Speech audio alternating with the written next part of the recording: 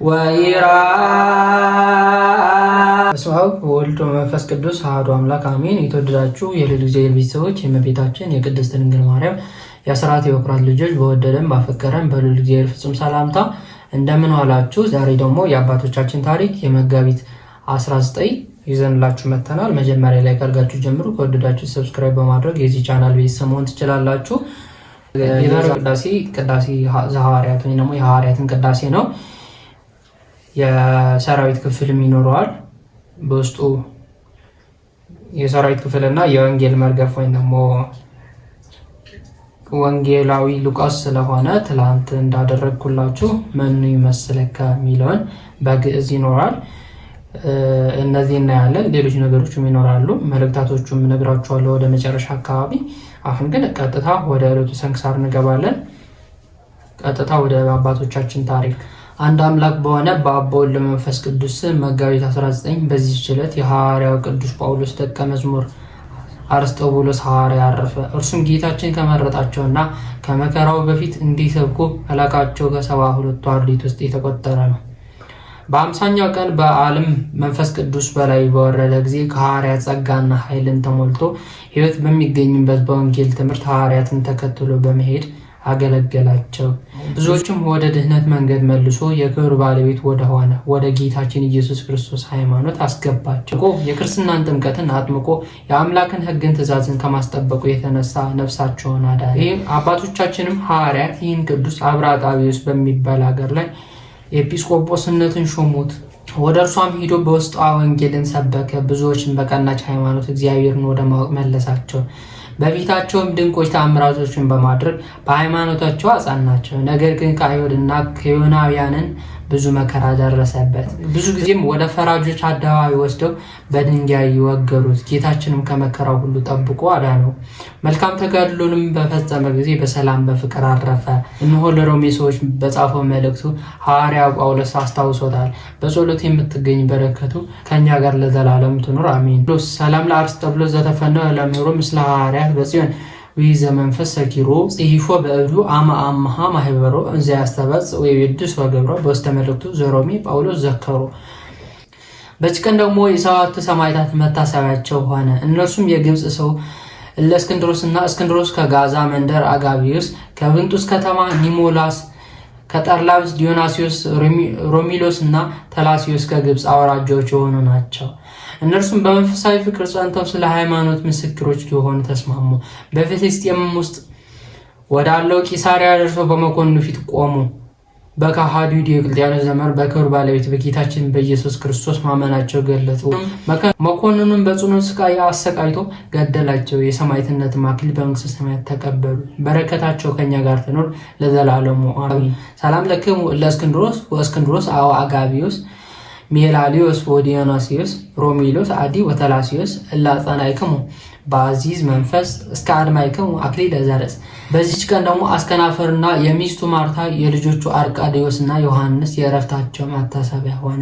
ይህም አስከናፈር ብዙ ገንዘብ ያለው ባለጠጋ ነው። ለእግዚአብሔር ሕግ የሚጠነቀቅ ነበር። ልጆቹ መንፈሳዊ ምክርና ተግሳጽ በማስተማር አሳደጋቸው። ባደጉ ጊዜም የጥበብና የተግሳጽን ትምህርት እንዲማሩ ተይሩት ወደምትባል ሀገር ሰደዳቸው። ትምህርታቸውን በፈጸሙ ጊዜ ሊድራቸውና በሰርጋቸው ደስ ሊለው ሽቶ ያመጧቸው ዘንድ ላከ። በመርከብ ሆኖ ሲመጡ ማዕበል ተነስቶ መርከቡ ተሰበረ። እግዚአብሔርም ከስጥመት አድኖ በየብስ አወጣቸው። ዮሐንስ የተባለው በአንዱ ቦታ ማዕበል አውጥቶ ጣለው። ዮሐንስም ተስፋ በቆረጠ ጊዜ ወደ ቅዱሳን ገዳም ሂዶ መነኮሰ። ስለ ወንድሙ ስለ አርቃዲዮስም እንደሞተ ተጠራጥሮ በጾምና በጸሎት በስግደትም ስጋውን አደከመ። አርቃዲዮስም ወደ ዮርዳኖስ ገዳም ገብቶ ከአንድ ቅዱስ አረጋዊ ሰው ዘንድ መንኩሶ እየተጋደለ 3 ዓመት ኖረ። እስከናፍር ግን ልጆቹ በማዕበል እንደሰጠውን በሰማ ጊዜ ከሚስቱ ጋር ማቅ ለብሰው አመድ አንጥፈው እያለቀሱ ተቀመጡ። በአንዲት ሌሊትም እስከናፍር በሕልሙ ልጁ ዮሐንስን በራሱ ላይ ከዕንቁ የተሰራ አክሊል ተቀዳጅቶ መስቀል ይዞ አየው። አርቃዲዮስን በኮከብ አምሳል የሆነ አክሊል በራሱ ላይ ተደፍቶ አየ። ከእንቅልፍም ነቅቶ ለሚስቱ ያየውን ነገራት። ከዚያም በኋላ በአድባራቱና በገዳማቱ የልጆቻችንን ወሬ እንመረምር ዘንድ ተነሺ እንሂድ አላትና ወደ ዮርዳኖስ ሂዶ ከመጥምቁ ዮሐንስ ገዳም ደረሱ። ልጃቸውን አርቃዲዮስን ያመነኮሰውን አረጋዊ አባትን አገኙ። ችግራቸውን ነገሩት። የክርስቶስ ወዳጆች አትዘኑ፣ ወደ ቤተ መቅደስም ስትመለሱ ልጆቻችሁን በሕይወት ታገኙአላችሁ አላቸው። ደስ እያላቸው ተመለሱ። ዮሐንስም በመስቀል በዓል ሊሳለም መጣ። አረጋዊም ጠርቶ ከአርቃዲዮስ ከወንድሙ አገናኘው። ተያይዘው አለቀሱ። ደግሞ እስከናፍር ከሚስቱ ጋር ጠርቶ ከልጆቻቸው ጋር አገናኛቸው። በላያቸውም ወድቀው እየሳሟቸው አለቀሱ። ከዚህ በኋላ ከዚያ አረጋዊ ዘንድ የምንኩስናን ልብስ ለበሱ። ሚስቱ ማርታንም ከሴቶች ገዳም አስገባት። አገልጋዮቹም ነፃ አውጥቶ አሰናበተ። ገንዘቡም ለድሆች ለችግረኞችን በተነ። ከገዳም ገብተው በጾም በጸሎት ተወሰነ።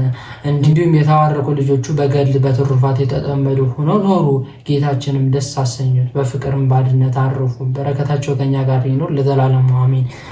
ሰላም ለእስክናፍር ወለብእሲት ወወልዱ ለእግዚአብሔር አምላክ እለተጸምዶ እምአመ አስኬማ ተወክፋ ለአረጋዊ በዕዱ በላዕሌሆሙ ዘኮነ ሂሩተ አምላክ ያግሂሩ ከመባልሆሙ ለባሕር እመገዱ። ጌታ ሆይ ከብልጽግናቸው ብዛት የተነሳ ብዙ መባ ካገቡት ይልቅ የዳዊቱን አነስተኛ መባ እንደተቀበል ለሁልጊዜ የሚያገለግሉ ኃይላት መላእክትን እያሳሰቡ በችግሬ ጊዜ የማቀርብልህን ምስጋና ተቀበል።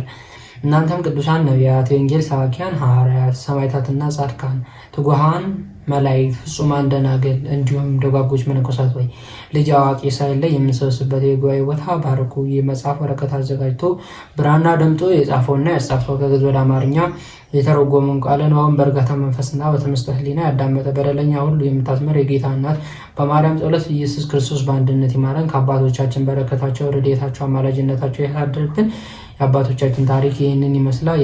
አሁን ደግሞ የምስባክ ክፍሉን እንላለን። መዝሙር 78 ቁጥር 10 እስከ 11 ያለው ኃይለ ቃል ነው። ወይራ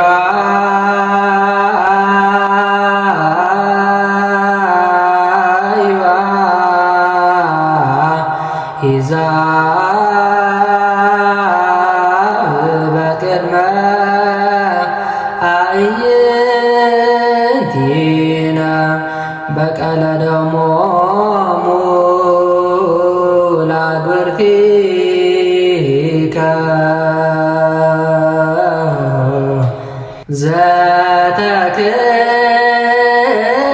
ዘተክወ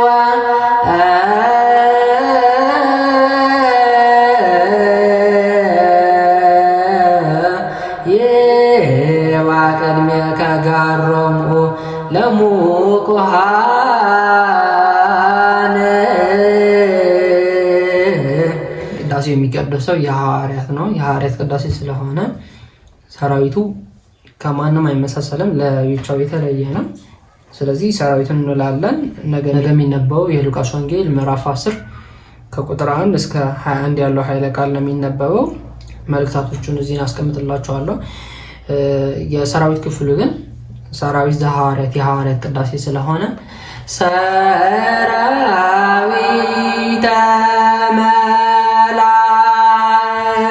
መላእክቲሁ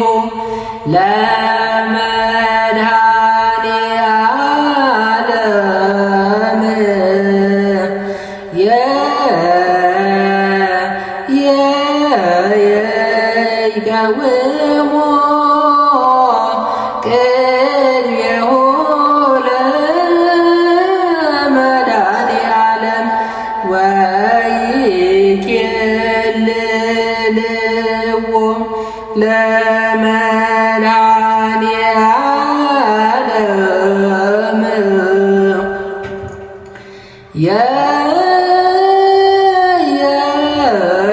የሥጋው ወደሙ ለመድኃኔዓለም ወንሳ ቅድመ ገጹ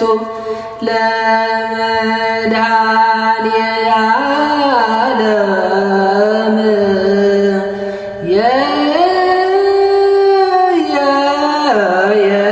የባሚነ ዚአሁ ሐዋርያ